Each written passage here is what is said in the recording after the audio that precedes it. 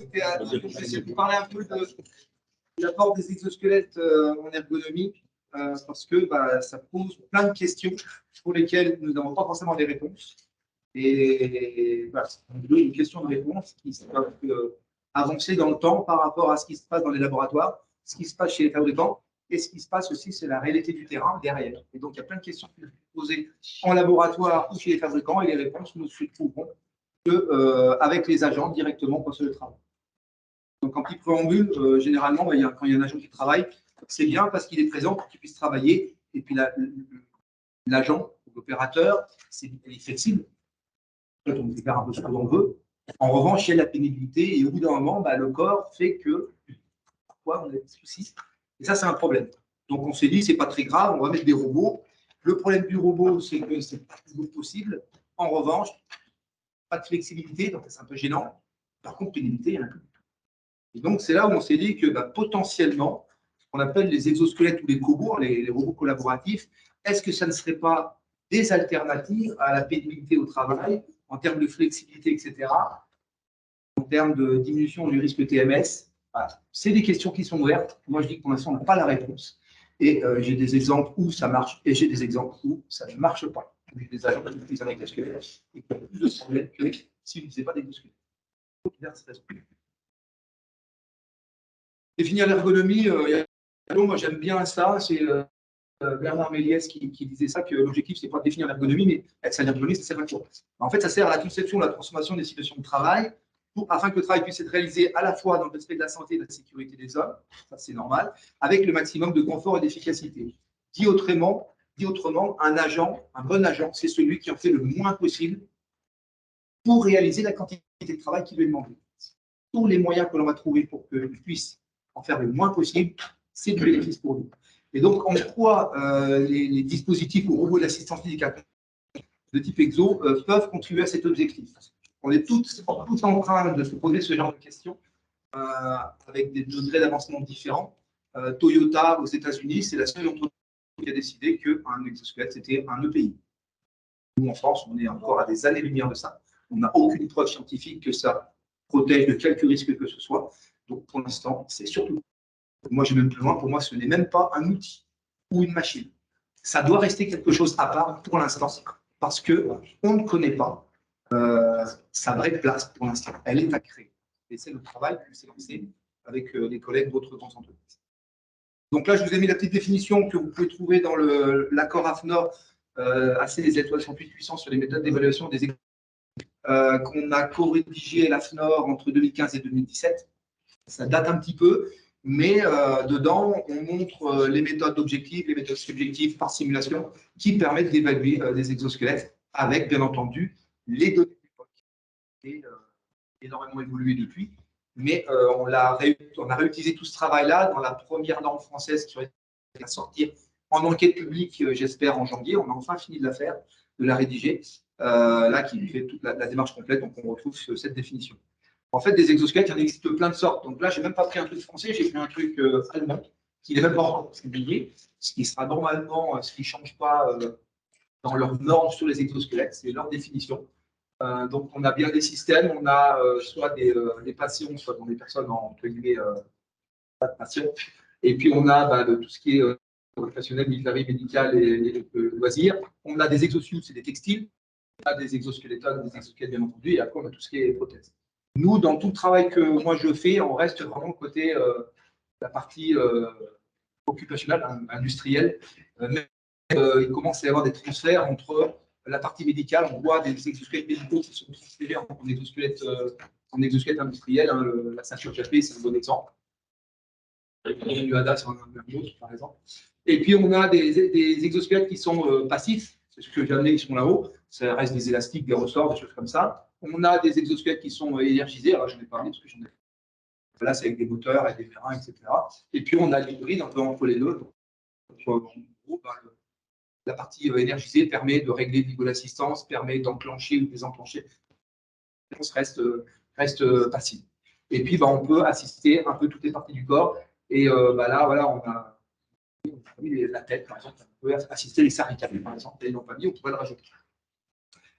Les évolutions de la technologie, ça, c'est important de le comprendre. Pourquoi? Parce que, alors, les années, c'est à peu près. Hein, j'ai essayé de le faire de mes souvenirs que j'avais. On a vu au départ des exosquelettes centrés sur la technologie. En gros, c'était des solutions développées par des gens qui avaient un problème, qui ont eu une bonne idée, qui ont réalisé un exosquelette, mais comme ils ne connaissaient rien sur le corps humain, et ni en bioméca, ni en tout ce qu'on veut, bah, c'était pour moi des exosquelettes dangereux. Ça, c'était des problèmes. Et puis, on était dans une logique très techno-push, design push. C'est-à-dire qu'on avait une solution et on l'a mis. Vous en pensez quoi? Jouez avec, ça va supprimer les TMS, vous allez augmenter la productivité. Tout le monde va être gagnant là-dedans. Bah, ces gens-là, ils ont plus ou moins disparu. Après, une phase où on est quand même très centré, des exosquelettes très centrés sur l'utilisateur. Et là, ce qui a beaucoup changé, c'est qu'à un moment donné, à force de montrer des choses aux utilisateurs, les utilisateurs se sont dit, mais c'est bien de nous montrer des choses, mais nous, on aurait besoin de ça. Donc, concevez-nous un exosquelette qui permette de répondre à notre besoin. Donc, on voit bien qu'on n'est plus dans du techno-push, mais plus dans le user pool, et puis le market, puisqu'il y a du business à faire avec ça. Donc, forcément, on est en train de demander aux fabricants de respecter ce que nous, on veut. Et c'est là où c'est un petit peu compliqué, parce qu'ils ne gagnent pas aussi vite. Hein.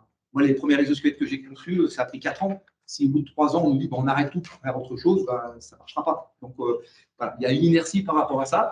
Et ce qui est en train d'arriver, on dit qu'ils le font, mais quand on regarde bien, il n'y en a pas grand monde qui le font, c'est centré sur l'humain.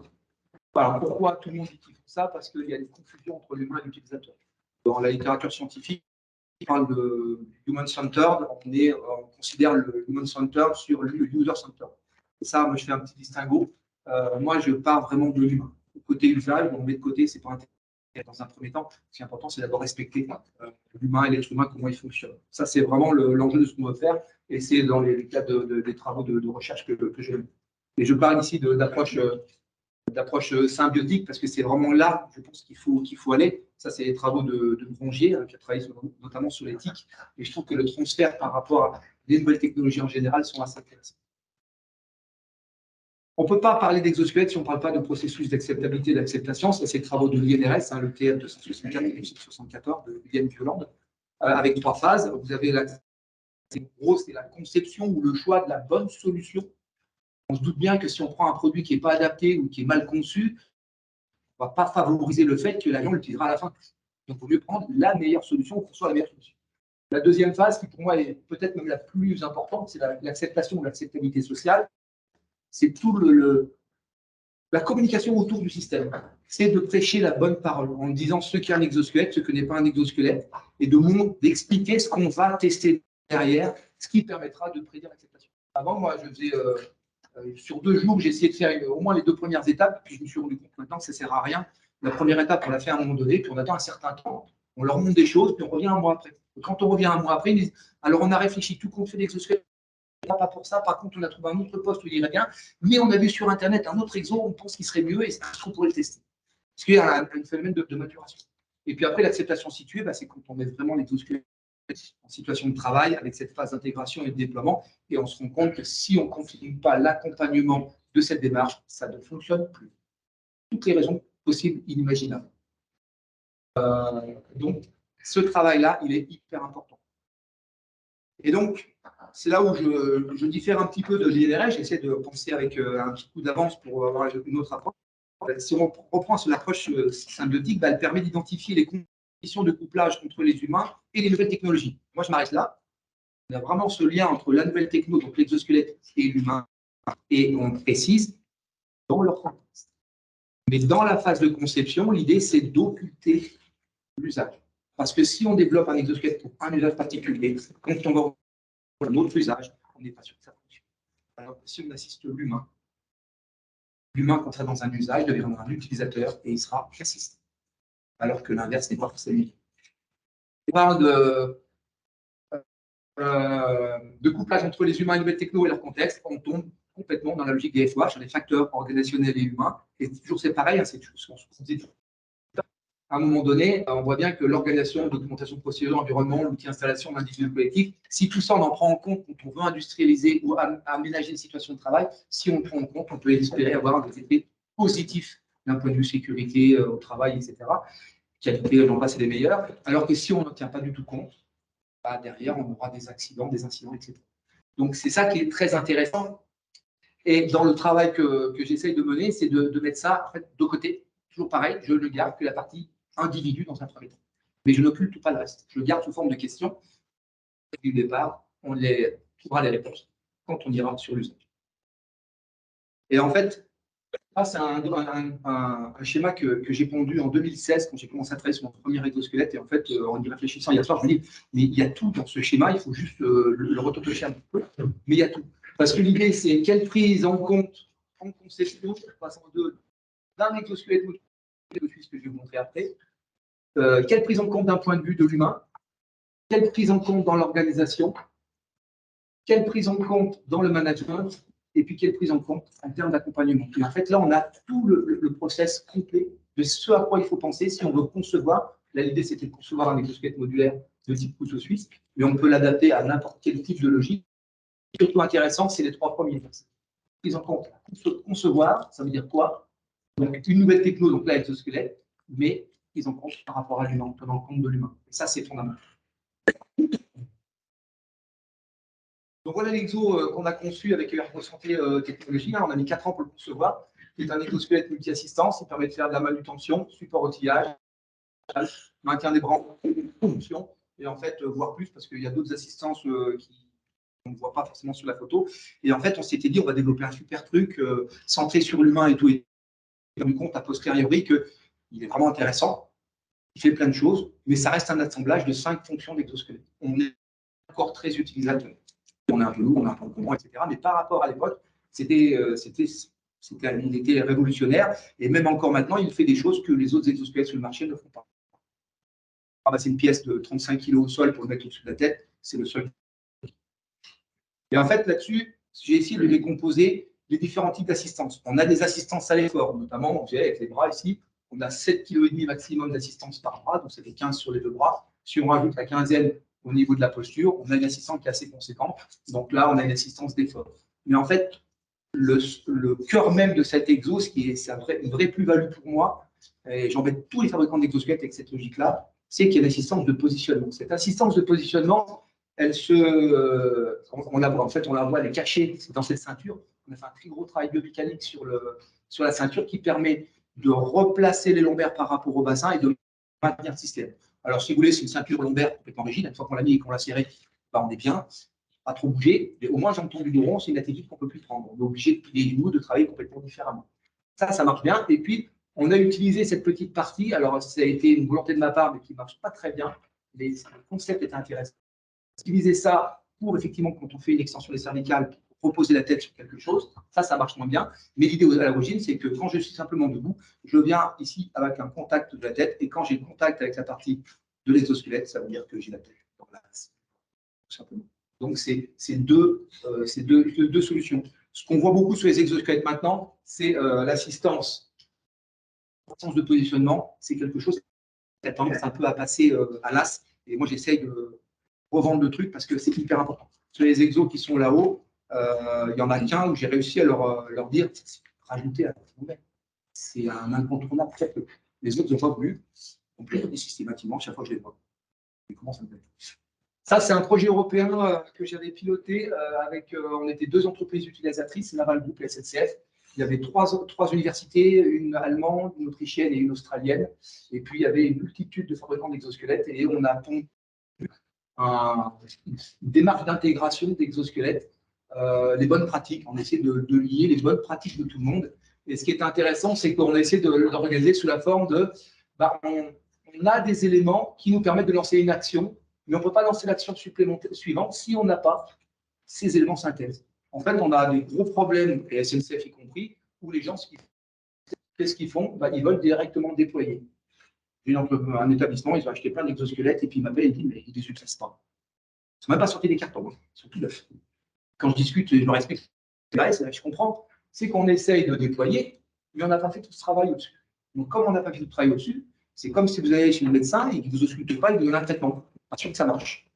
Donc, c'est ça qui est logique. On doit vraiment faire cette identification des situations de travail. On doit vraiment analyser les contraintes pour choisir la meilleure solution. La meilleure solution n'est peut-être pas un exosquelette peut-être une solution qui n'a rien à voir avec un exosquelette, et pourquoi pas. Pour l'instant, ce n'est pas démocratique. Dans la future norme française, j'ai demandé à rajouter tout à la fin de la norme juste une phrase en disant que comment on allait gérer si on veut industrialiser une situation de travail avec un exosquelette. Là, j'ai levé le bouclier de mes collègues et dit non, ça on ne peut pas. Puisqu'on n'utilise un exosquelette que si on ne peut pas mettre d'autres. Et si on fait une industrialisation d'une situation de travail correcte, en intégrant l'ergonomie, etc., il n'y a pas de problème, on n'a pas besoin d'exosquelette. Sauf que je leur ai dit, ouais, mais moi, il y a un train, c'est une durée de 40 ans. On faire de la maintenance sur des trains qui ont 40 ans, voire 50 ans, sur des voitures corail de nuit.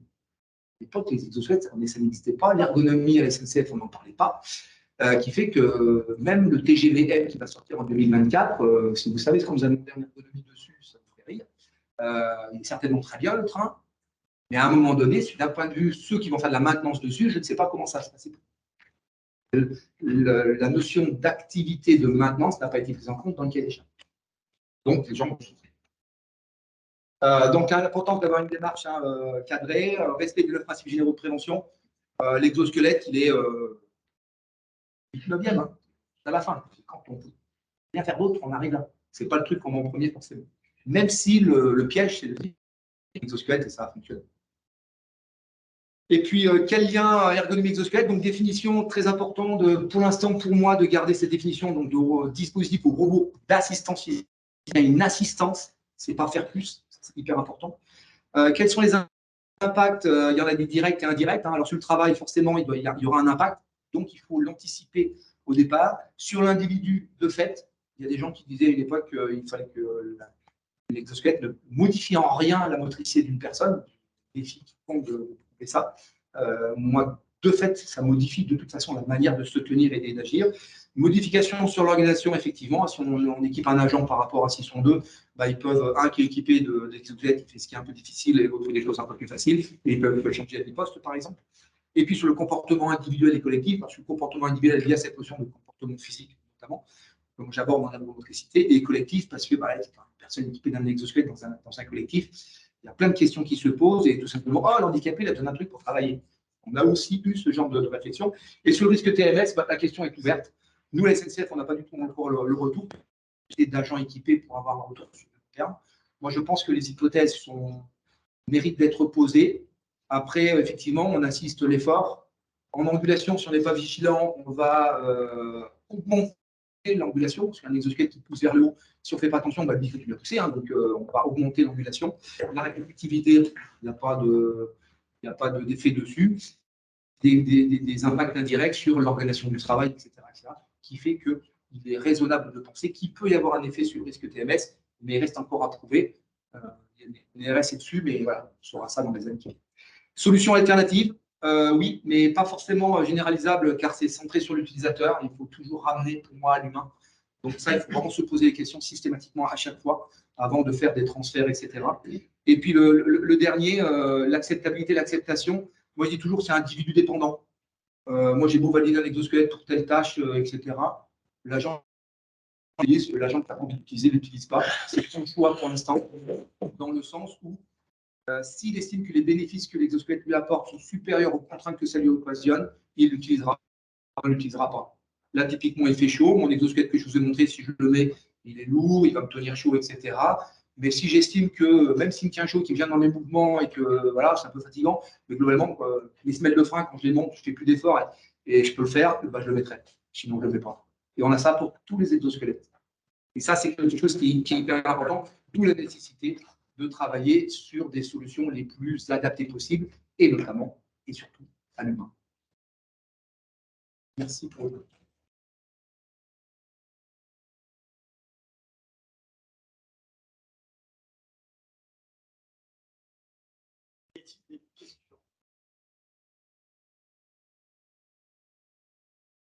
Quels sont les fabricants pour ne pas développer l'assistance de positionnement? C'est justement parce que c'est l'assistance de fonction. Quand vous devez travailler sur un exosquelette maintien bras en l'air, on s'occupe de quoi? De maintenir le bras en l'air. Le bras en l'air, les lombaires, on s'en fiche. Juste maintenir les bras en l'air. On a ça. On s'occupe que de ça. Il y a un des premiers exosquelettes qui n'existe plus maintenant, qui était que textile. La personne, elle est maçon, et vendredi soir, elle s'est arrêtée dans le supermarché, elle a pris des élastiques. le week-end, a fait son prototype. Le lundi, il est arrivé au boulot, il dit voilà ce que j'ai pondu. Et on a vendu des quantités industrielles. Et il est vrai que quand on regarde l'effort musculaire au niveau des lombaires, quand on est sur le système, c'est bluffant. Par contre, en termes de position, c'est nul. C'est absolument nul. Parce qu'ils n'ont pas forcément la connaissance. Et comme c'est pas. Ils ne regardent pas cette partie-là. Ils ne regardent pas l'individu dans sa globalité. Ils regardent l'articulation qu'on veut assister. On veut assister le mouvement du poignet, on regarde pas le reste du corps. Sauf que la position du poignet, la façon de prendre la chaîne a un impact sur le corps complet. Et c'est le gros problème et même des tests d'exosquelette. Hein, quand on regarde toute la littérature sur les tests d'exosquelette, ça reste des tests biomécaniques, physiologiques. Et un test où on regarde la motricité de la personne globale, ils ne le font pas. Parce que ce n'est pas leur culture, ils ne croisent pas tout ça. Et c'est ça qui est dommage.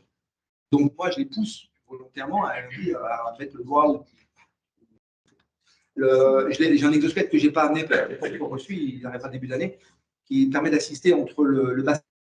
C'est une lame en fibre de verre qui part de la ceinture, qui passe derrière l'épaule, qui vient s'attacher ici. Et c'est pareil, ils n'avaient pas mis d'appui lombaire. Je leur ai dit, mettez-le. Mais ça ne sert à rien puisque on ne travaille que sur le haut. Ils l'ont mis, il n'y a pas photo. De passer le bon message. Je les écoute, je ne les écoute pas. Ça, il y a une enquête qui a été faite sur les raisons de refus d'utiliser les exosquelettes par les utilisateurs qui pourraient en avoir besoin. Quels sont les motifs qui sont évoqués? Tout plein de motifs. Alors, je vais prendre le plus absurde que j'ai pu entendre. On ne peut pas utiliser l'exosquelette parce qu'il est noir et il n'est pas vert. Voilà. Il y a toutes les excuses possibles et inimaginables. Après, il y en a qui sont réels. Hein, il fait mal, il n'a pas assez de puissance, tu ne peux pas rentrer, il est trop encombrant, l'espace est trop exigu. Et là, moi, je vous invite à travailler avec les questionnaires INRS parce que le travail qu'on a fait est vraiment très intéressant. Le premier questionnaire, c'est le questionnaire pour les non-utilisateurs. L'intérêt, c'est qu'en faisant passer ce questionnaire, on arrive à comprendre l'image que se font les futurs utilisateurs de cette techno. Qu'est-ce que ça va l'apporter ou pas, les risques qu'ils prennent, est-ce qu'ils vont travailler à la même vitesse, etc., etc., etc. Et après, il y a le même questionnaire quand ils seront utilisateurs, et ça permet de comprendre le décalage entre l'image qu'ils avaient au départ et donc après utilisation. Et les travaux de l'INRS, ils sont en train de traiter les données. Ils ont pu faire ce questionnaire utilisateur à différentes temporalités dans des entreprises, et ils montrent qu'en fait, les scores évoluent dans tous les sens. Les exosquelettes au départ ne veulent plus l'utiliser, les gens qui ne veulent pas l'utiliser veulent l'utiliser, et les raisons bougent énormément. Il y a un peu de tout en fait. Et c'est pour ça que cet accompagnement, il est fondamental. Tiens, tu as été formé, on a vu que l'exosquelette est bon pour ça, tu te débrouilles. Ça ne marche pas pour l'instant. Ça change. J'ai une petite question. En fait, par rapport aux troubles, des TMS, je me posais la question justement de savoir, puisque quand on les traite, ces TMS, on aime bien remettre les traitements, d'analyser un petit peu, on va dire, les charges qui sont utilisées, donc le réentraînement à l'effort pour essayer de diminuer, on espère, ces TMS. Et je pense de me dire, tiens, finalement, quand on utilise des exosquelettes, dans quelle mesure on ne priorise pas finalement la canne pour marcher plutôt que d'apprendre à marcher? Et dans quelle mesure est-ce que pour les entreprises, ça serait peut-être pas aussi une solution de facilité finalement? Enfin, je vois que c'est pas très facile, hein, mais de dire, ben, tiens, finalement, je vais mettre à mes travailleurs un exosquelette, et puis peu importe, je m'en fous de ce qu'ils vivent à l'intérieur. Et finalement, est-ce qu'il ne faut pas aussi les réentraîner à l'effort? Parce que si je fais moins d'efforts. Alors, c'est encore plus compliqué que ça. C'est-à-dire que l'exosquelette, dont je parle, c'est vraiment un exosquelette industriel. Hein, c'est vraiment pour assister les agents. Mais moi, j'ai des médecins qui sont en train de me dire, mais c'est pas déconnant cette solution pour éviter de rendre des gens inaptes ou pour remettre au travail des gens qui sont inaptes. Mais en fait, c'est super compliqué parce qu'en fait, on déborde du cadre de l'exosquelette industriel, ce qui n'est pas forcément hyper adapté. Après, il y a une notion de social vis-à-vis de la personne. Mais je suis handicapé, je retravaille parce que j'ai un exosquelette, c'est pas facile. Et en plus, la motricité est différente. Il y a plein de questions qui se posent. Nous, avec les médecins à la SNCF, on n'a pas les réponses. On aimerait aller dans ce sens-là. Malheureusement, nous, on n'est pas un interne chez nous. Et les gens là-haut, ils ont peur que s'ils commencent à payer des exosquelettes pour des gens qui ont des soucis de santé, ils vont avoir tellement de demandes qu'ils vont passer le budget, donc ça traîne de tous les côtés, mais ça reste une piste intéressante. Mais c'est vrai que plutôt que d'investir dans des exosquelettes, pour des grandes entreprises, ça investirait plutôt dans une salle de sport, quoi. Enfin, c'est un peu ça que je... Ouais, alors ça, Non. franchement, moi, quand j'ai un agent de manœuvre qui se 5 à 30 kilos toute la journée dans des espaces exigus, etc., si en plus je lui dis, bah, tu as une salle de sport, tu peux y aller. Ils ont voulu faire ça dans un établissement, la salle de sport, elle a duré 1 an, personne n'y est jamais allé, et puis après on me dit, qu'est-ce qu'on fait? Mais je vous avais dit de ne pas la faire, vous voulez la faire, vous êtes là, ça ne marche pas. Donc nous, on a travaillé sur un programme d'activités de préparatoire et compensatoire. Pareil, si c'est pas accompagné, si au plus proche du terrain, ça perd du temps. Mais je suis d'accord avec vous, hein, le corps humain, il y a plein de choses. Merci beaucoup pour cet échange très fourni. Je propose à nos derniers orateurs de rejoindre sur scène, qui est donc l'arrière des cartons.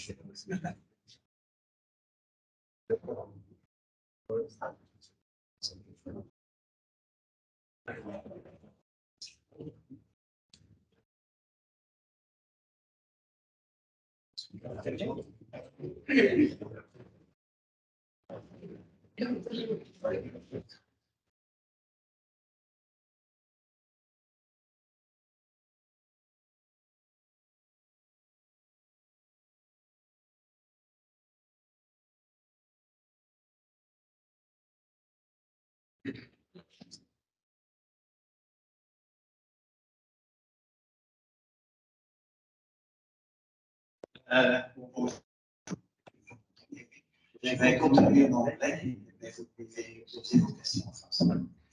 Good morning. We have three steps. Introduction, a language, then a live demo, which we will ask us what to use from. And then in the last part, we're is going to present some of the preliminary results. Okay, so let's think.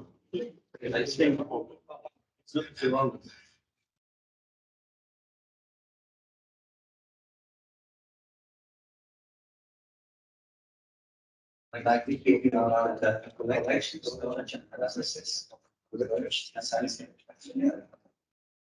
From technical channels, for topics, like I believe government description, solution, and the requirements. And then we discuss the components and most of this we will display live. What we want, in fact, for what we need, we will have different sensors. Different rules, sometimes we will have input from different types of tests. Different persons. The tests. In the end, we need an advisor. So what we need is an algorithm combining all the ready routines.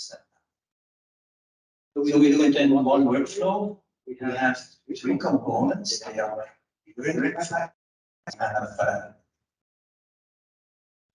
data capturing unit, and we have an Android tablet. And then we have a system area. So first you install the sensors.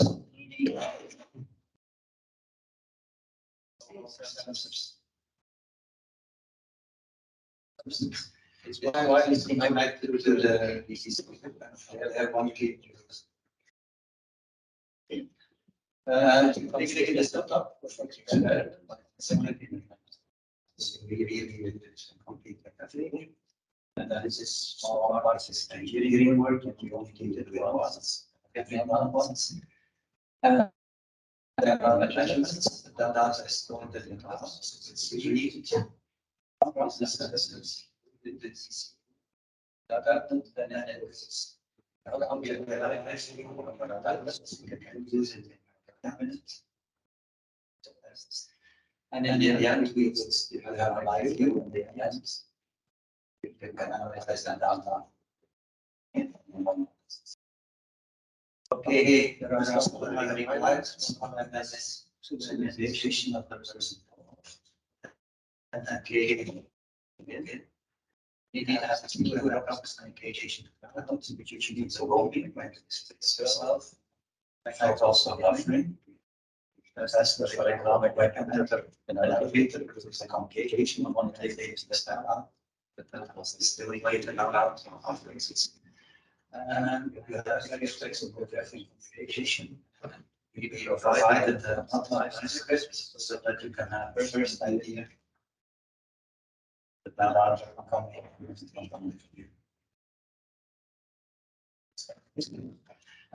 so we can cover one thing that might be interesting. What it really means to the visualization of one that's the only thing where the name of the person applications is written on it. It means in fact just this personal data and the vacation ID. Then that's it. This is this business medical.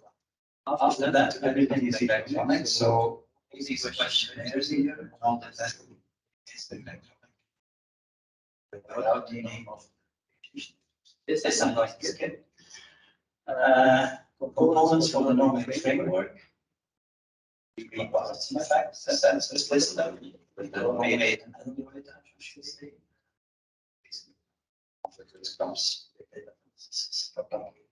the sensors, I can do sensors, I have 51 something. There is a synchronization I use the system. Synchronization is complicated, that is the wireless we connect with your Bluetooth to the CPU. It is like maybe and then probably around. And then this is without connected. This is connected.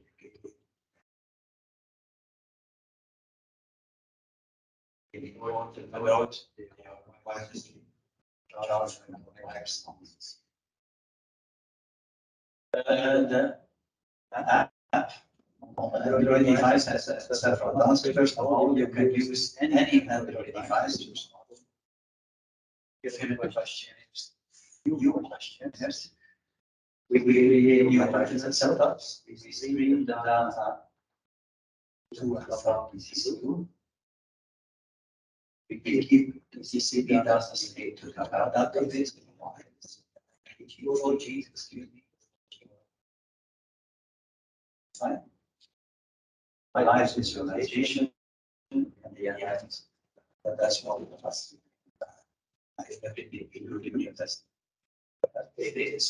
This is which is I use. We will show you very quickly how to slide this directly into the center.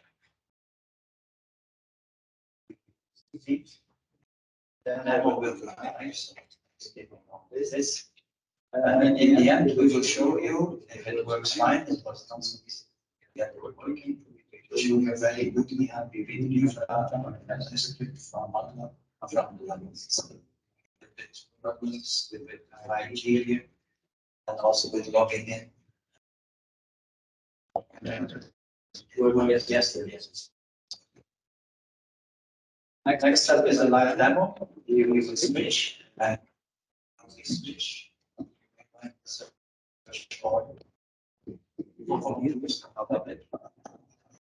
Are there two people that nous avons deux volontaires. oui. Deux volontaires qui ont envie de bouger un peu. Bon, pas tous à la fois, mais allons-y. Je veux bien faire un des volontaires, sinon, allez, on a bien des jeunes là qui peuvent. Il s'agit juste de petits capteurs qui ne vous mangent pas.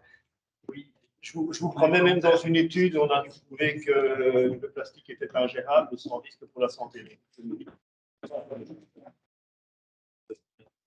Oui.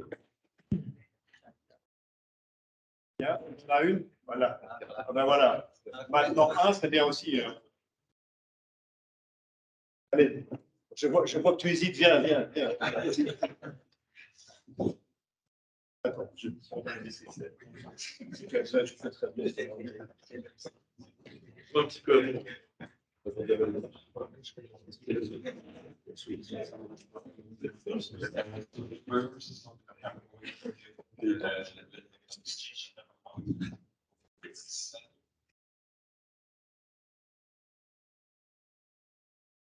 Already maybe one for inclusive event, and there are already user sensors that allow us to sort. I can add another one. I guess also. And then if a configuration, most of the business already filled in. And then we can put this sample, the data that you want to capture, and then also the factors.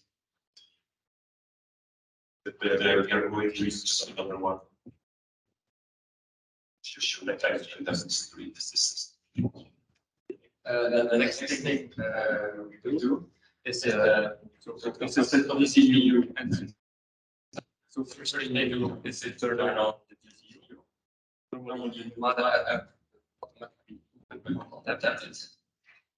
And then connecting the sensor DCU. We already configured to set the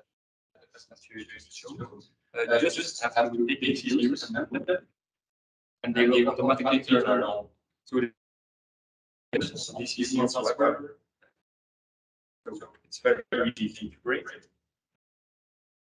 So you can see here the blue LEDs, four blue LEDs like that, meaning that that's for sensors are like that. The other of them. You can see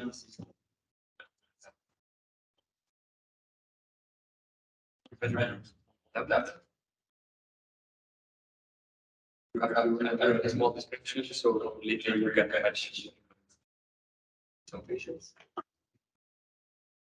And then there's an option to view live sensors.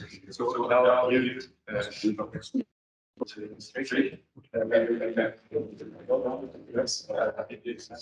and you can just move them in the see the data. And I mean, she's also to the database.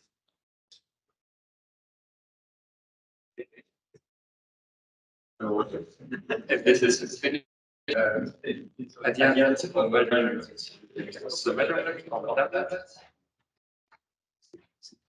No data gets automatically transferred to the database.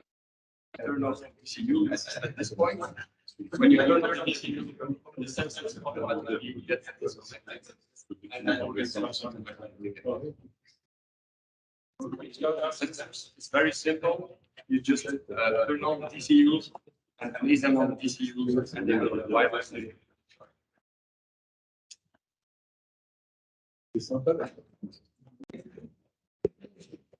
Now, the post processing of the data. So for the user access,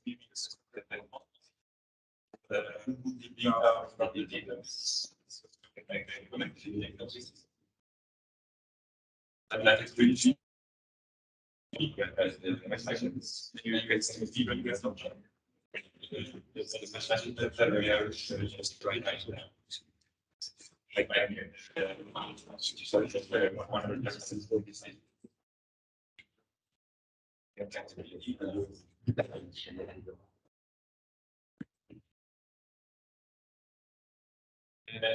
then I can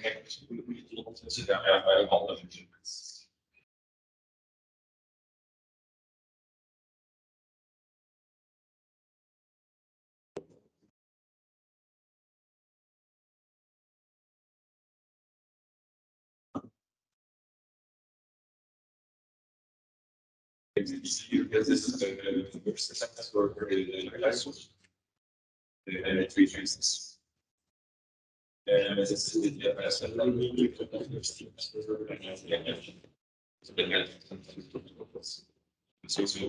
just but of course, you can go further analysis in or in So maybe also one important thing to mention is we now measured the gyroscope, accelerometer, and magnetometer. There's also the option to measure orientation by using Euler experiments.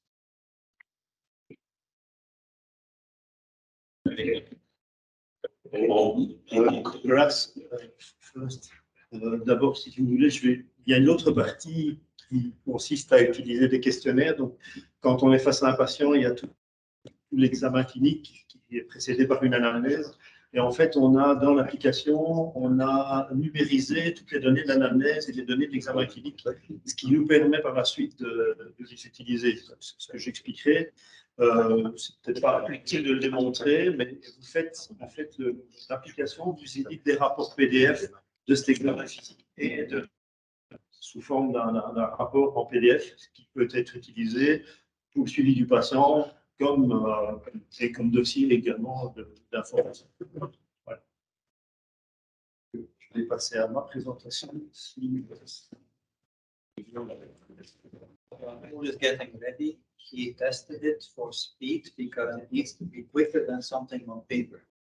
Otherwise, you're never going to use it. And he can confirm, I think, that using the questionnaires is quicker in tablet after some practice than on paper. Est-ce que vous préférez ma voix comme ça ou avec le micro? Non, sans le micro. Ok, sans le micro. Voilà. Le pointeur fonctionne. Merci. Bon, voilà. Donc en fait, moi je travaille sur le projet dans l'aspect clinique des choses, c'est-à-dire que mon idée c'est de voir est-ce que je peux utiliser des données cliniques numérisées pour aider finalement à la décision thérapeutique et à la prise en charge du patient dans les troubles musculo-squelettiques. Mon travail surtout sur la lombalgie, mais un clinicien qui se retrouve en patient, il y a trois choses importantes, c'est comment je fais pour l'examiner et qu'est-ce que je vais examiner, comment je fais pour le prendre en charge et comment je fais pour le suivi. On a tous des notions d'anamnèse, même si on n'a pas de structure d'anamnèse. Nous, on a bien parlé pour l'examen, pour le raisonnement clinique. On a tous des structures d'examen clinique qui utilisent surtout des éléments simples, des choses assez basiques. Donc, mon idée de départ, c'était comment je peux faire pour améliorer un peu ça. Et en fait, quand on est face au raisonnement clinique, vous connaissez le cadre que Renaud nous a présenté, mais je dois alimenter ce raisonnement clinique avec des données cliniques qui viennent du patient. Donc, je dois pouvoir faire l'anamnèse, je dois pouvoir faire l'examen physique, analyser le mouvement et utiliser aussi des questionnaires validés qui permettent de prendre finalement une décision thérapeutique parce que je réintègre tout ça dans la carte à tout et que j'arrive à élaborer une prise de décision clinique. Tout se passe dans la tête. Et Renaud, comme moi, on est des jeunes chercheurs et des vieux cliniciens. On a beaucoup d'années d'expérience clinique, donc on a cette capacité de voir assez vite. Mais c'est clair qu'avec nos étudiants, c'est de se mettre ça. Et donc, une idée, c'était d'essayer de faire autre chose. Surtout que le problème de l'examen physique d'un patient et de son examen clinique en général, l'anamnèse, c'est que je récolte une série d'informations dans l'anamnèse, une série d'informations dans l'examen physique, un nombre parfois important de scores de questionnaires validés. Et tout ça, ça correspond en fait à quoi? À ce qu'est un patient lombalgique et à tout ce qui l'influence ou ce qui peut influencer la lombalgie. Or, ce qui peut influencer la lombalgie, c'est énormément de facteurs contribuants. Il n'y en a pas que un. Il y en a des centaines. Et un individu lombalgique, il est représenté par quelques-uns de ces choses. Et comment je fais pour les isoler et ma façon d'intervenir. Alors, on s'est dit aussi peut-être que l'intelligence artificielle peut nous aider, puisqu'on récolte des données de façon numérisée. C'était une des questions. Je vais revenir un peu au début de mon raisonnement. C'est-à-dire que moi, qu'est-ce que je peux faire? Je peux faire une anamnèse, un examen physique, des questionnaires validés, et dans ma tête, décider au niveau thérapeutique ce que je vais faire. Au début de mes expérimentations, on s'est intéressé à comment prendre des mesures cinématiques, comment bouge l'individu avec des capteurs.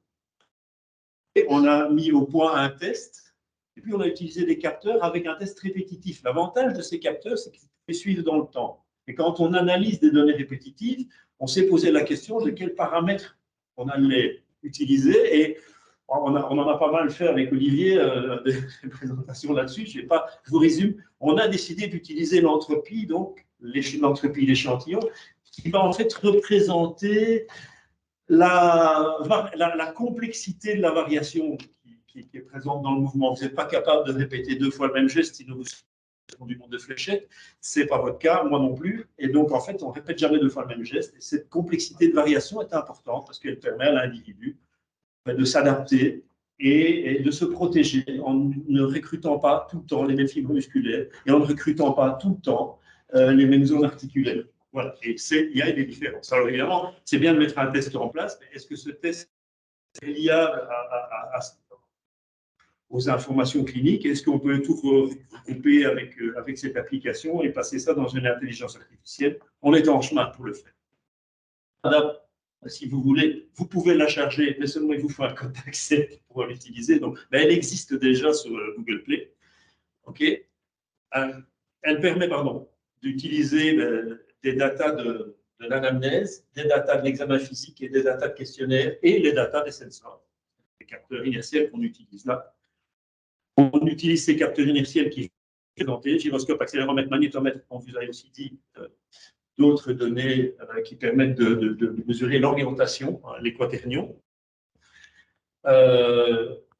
Voir ça en direct. Alors bon, pour le moment, je vous avoue, cliniquement, on n'a pas vraiment une bonne idée de ce qui se passe en clinique quand on voit une courbe comme ça. C'est pas encore dans nos... Voilà, un cardiologue peut voir sur un électrocardiogramme ce qui se passe au niveau du cœur, parce qu'il a l'habitude de lire le signal. Ben, nous, on en est au stade où on doit l'analyser, ce signal.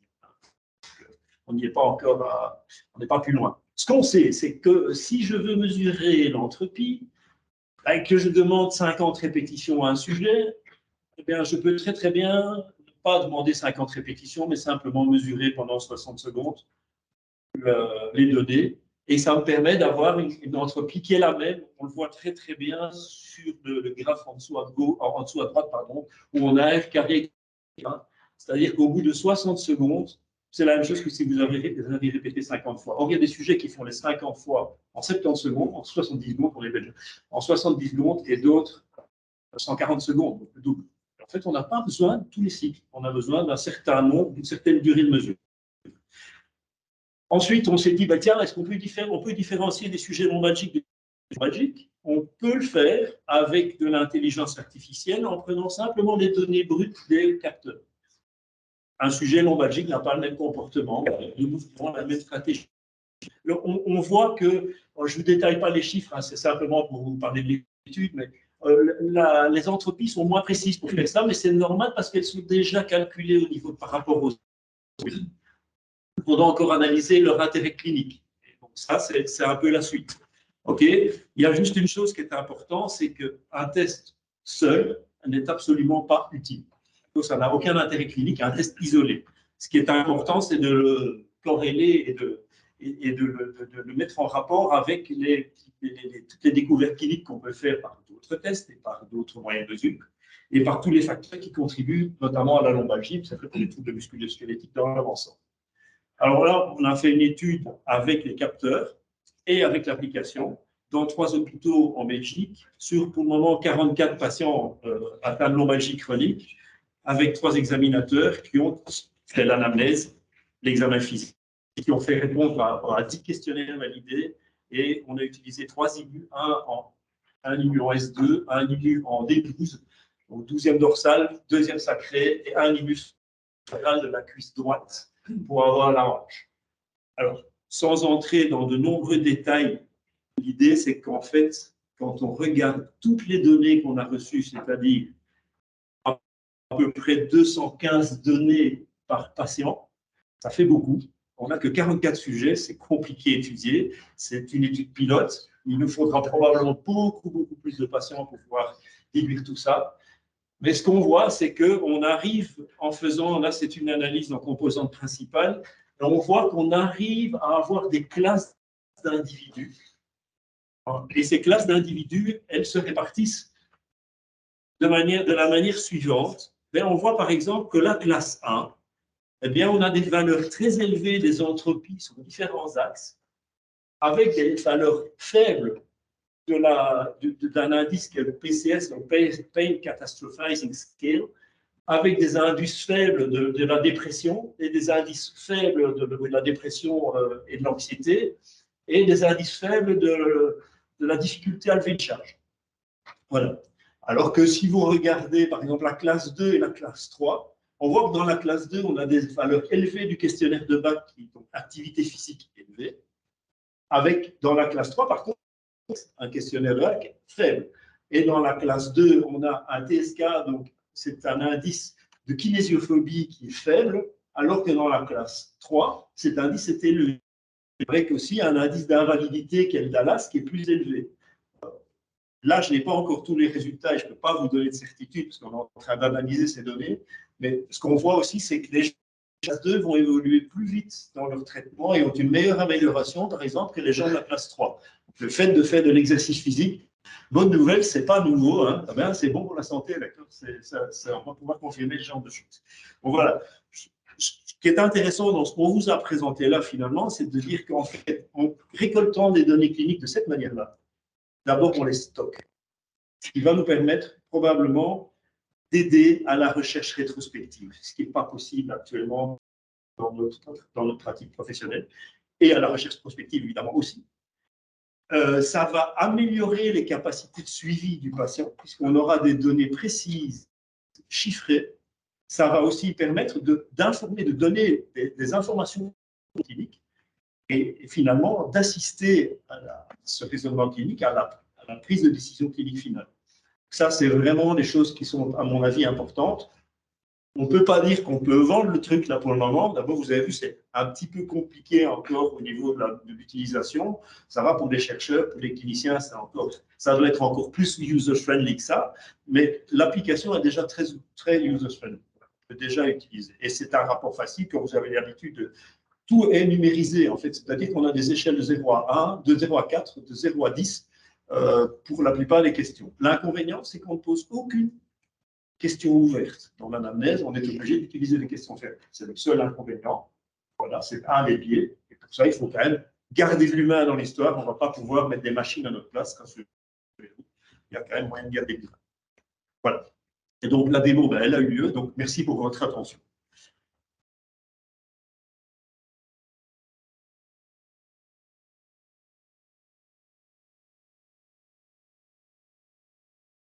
Well, I don't know if you're not obliged, you're not restricted to questions. You can have open questions, but it's difficult to. Yes, of course. C'est vrai que dans le questionnaire, il y a aussi quelques questions ouvertes dans lesquelles on donne une réponse, mais effectivement, c'est plus difficile. Donc, on doit extraire ça et essayer de les interpréter. Donc, voilà. Mais la grande majorité des questions sont des questions fermées avec des échelles, ce qui nous permet d'avoir des données chiffrées. Ça ne remplace pas l'analyse normale, ça contribue à améliorer la manière de stocker les données et pouvoir les analyser. Dans beaucoup trop d'études, on n'arrive pas à rejoindre la complexité de ce qu'est une lombalgie, et tous les lombalgiques sont mis sur le même pied d'égalité. On a des études qui ne donnent rien parce qu'on a mal perfectionné. Un autre aspect, je travaille aussi avec Martin, on en a dit assez, qui nous fait de l'analyse en intelligence artificielle sur le domaine, et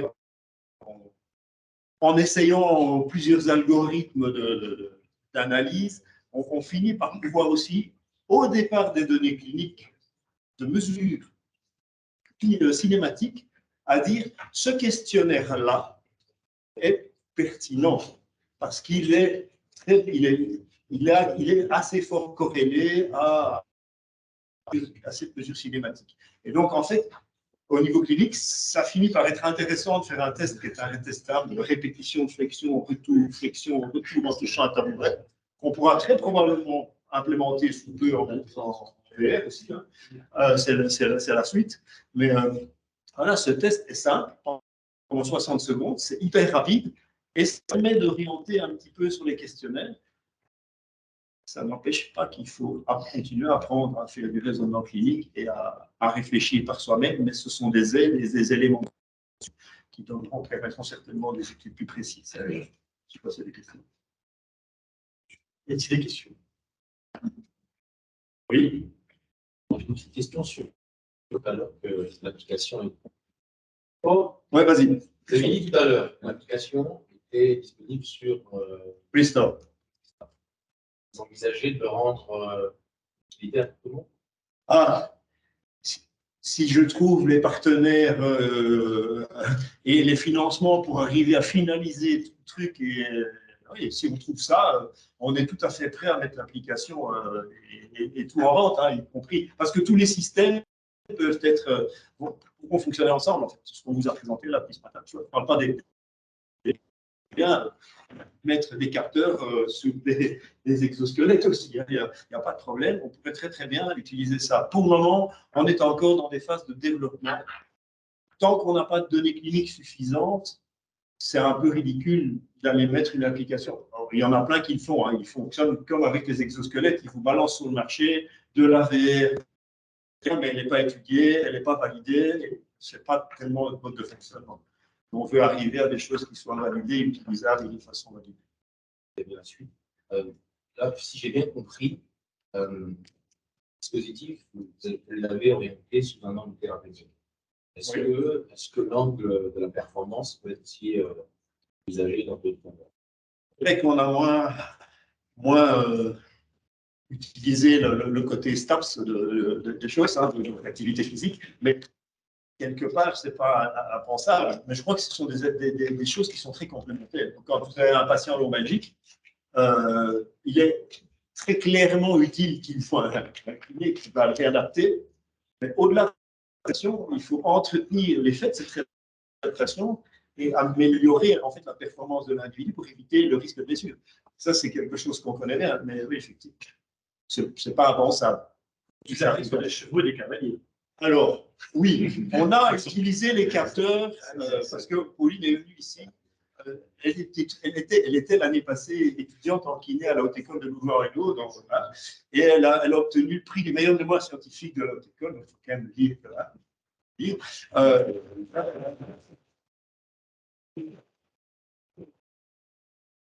On a fait une étude sur des cavaliers et des chevaux, c'est-à-dire qu'on a étudié avec les capteurs la relation qu'il y avait entre le cavalier et le cheval. On a placé un capteur sur le dos du cavalier, un capteur sur la selle du cheval, et on a fait juger des mouvements par des juges de dressage, on en a eu 10, de niveau international au plus petit niveau, fiables et reproductibles, et ce que le voit au niveau de l'analyse du mouvement correspond à ce que les juges regardent. On a des corrélations entre ce qu'on voit au niveau du mouvement.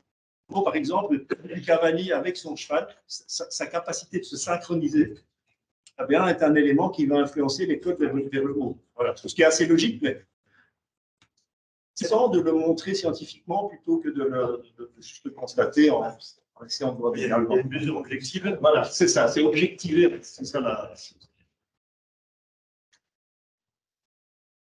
Donc, si vous voulez poser des questions à Pauline sur ce qu'elle a fait de son mémoire, s'il y a des gens intéressés par l'équitation, eh bien, elle est là, elle vous en parlera volontiers. D'autres questions? Bien, je vous remercie beaucoup. Cette dernière portion clôt en fait cette matinée finalement de restitution publique en fait du projet Nomade. J'étais heureux finalement qu'on soit aussi nombreux pour pouvoir assister à ce bilan.